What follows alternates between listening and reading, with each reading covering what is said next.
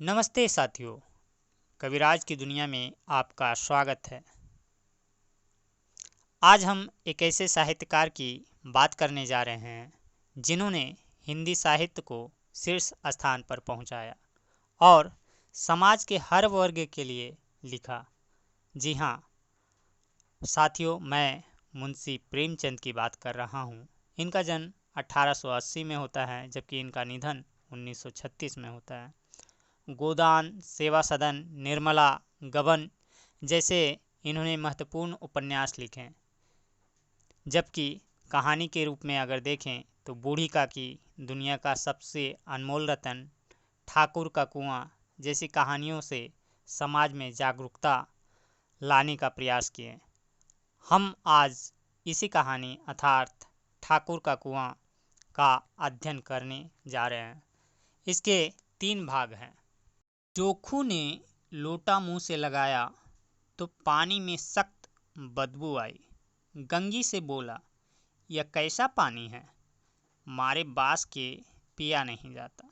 गला सूखा जा रहा है और तू सड़ा हुआ पानी पिलाई देती है। गंगी प्रतिदिन शाम को पानी भर लिया करती थी। कुआं दूर था, बार बार जाना मुश्किल था। कल वह पानी लाई तो उसमें बू बिल्कुल न थी। आज पानी में बदबू कैसी? लोटा नाक से लगाया तो सचमुच बदबू थी।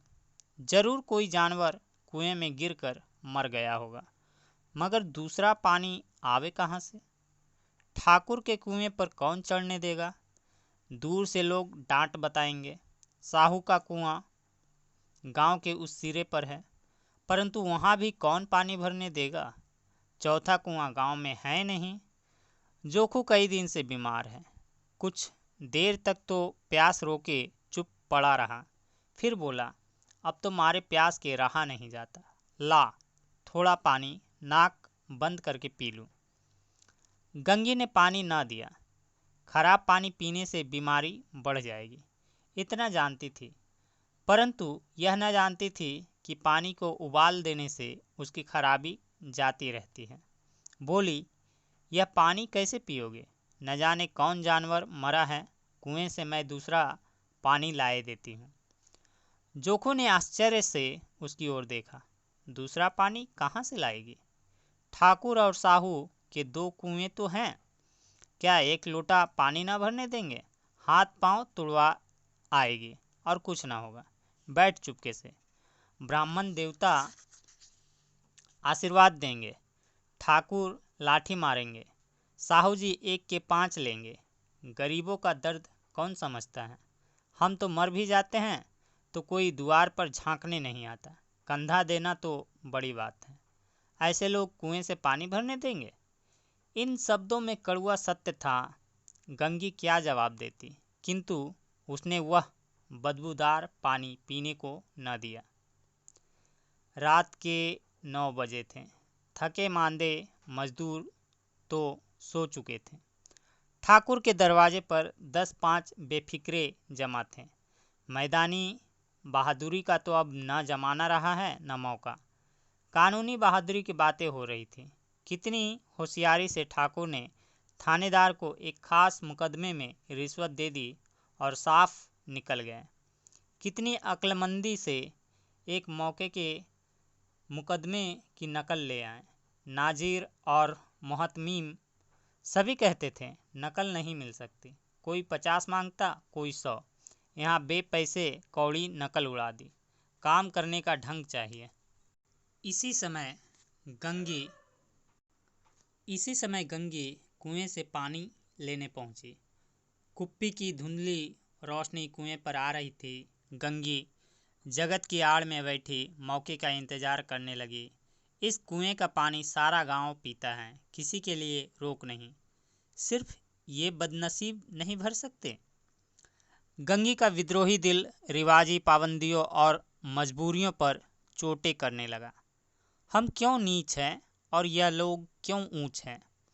इसलिए कि ये लोग गले में तागा डाल लेते हैं। यहाँ तो जितने हैं एक से एक छंटे हैं। चोरी ये करे, जाल फरेब ये करे, झूठे मुकदमे ये करे, अभी इस ठाकुर ने तो उस दिन बेचारे गड़ेड़िए की एक भेड़ चुरा ली थी और बाद में मारकर खा गया। इन्हीं पंडित जी के घर में 12 मास जुआ होता है। यही साहू जी तो घी में तेल मिलाकर बेचते हैं। काम करा लेते हैं, मजूरी देते नानी मरती है। किस बात में हमसे ऊंचे हैं? हाँ, मुंह में हमसे ऊंचे हैं। हम गली गली चिल्लाते नहीं कि हम ऊंचे हैं, हम ऊंचे हैं। कभी गांव में आ जाती हूँ तो रस भरी आंखों से देखने लगते हैं, जैसे छप सबकी छाती पर सांप लौटने लगता है। परंतु घमंड यह कि हम ऊंचे हैं। कुएं पर किसी के आने की आहट हुई। गंगी की छाती धक धक करने लगी। कहीं देख ले तो गजब हो जाए। एक लात भी तो नीचे ना पड़े।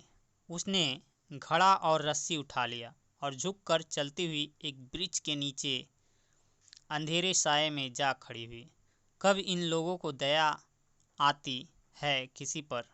बेचारे महंगू के इतना मारा कि महीनों लहू थूकता रहा, इसलिए कि उसने बेगार न दी थी। ये लोग कहते हैं कि ऊंचे हैं। कुएं पर 2 स्त्रियां पानी भरने आई थी। इनमें बातें हो रही थी। खाना खाने चले और हुक्म हुआ कि ताज़ा पानी भर लाओ, घड़े के लिए पैसे नहीं हैं।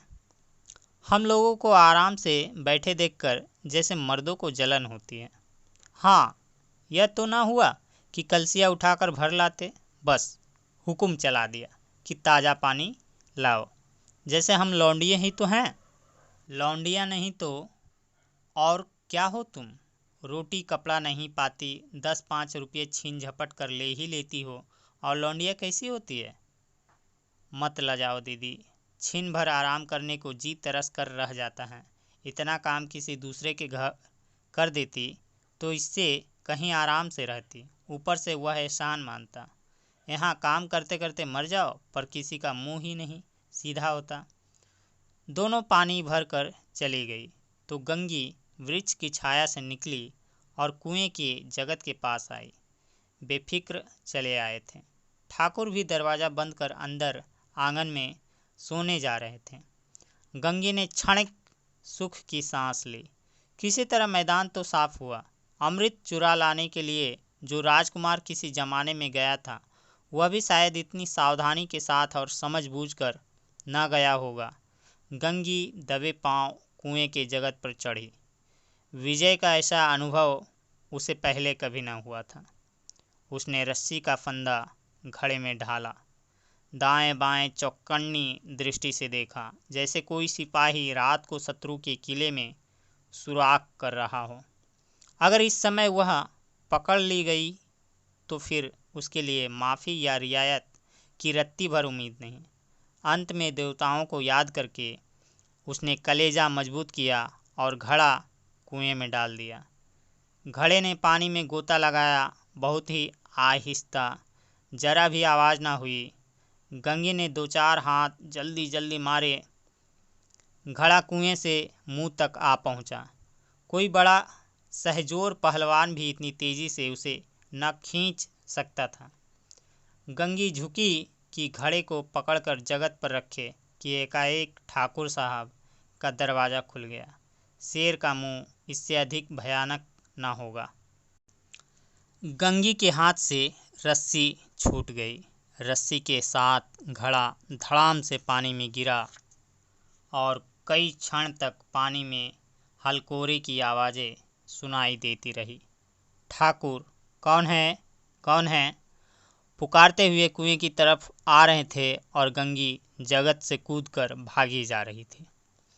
घर पहुंचकर देखा कि जोखू लोटा मुंह से लगाए वही मैला गंदा पानी पी रहा है।